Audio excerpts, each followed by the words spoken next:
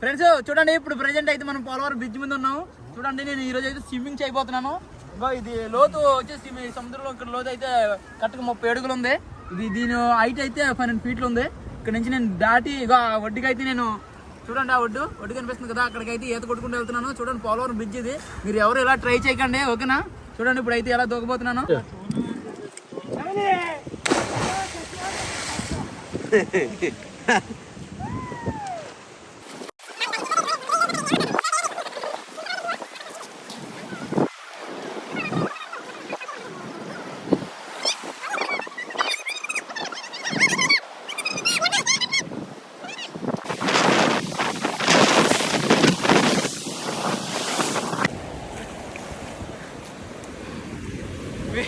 మీకు చూపించడం కోసం అయితే నేను అలసిపోయాను ఫ్రెండ్స్.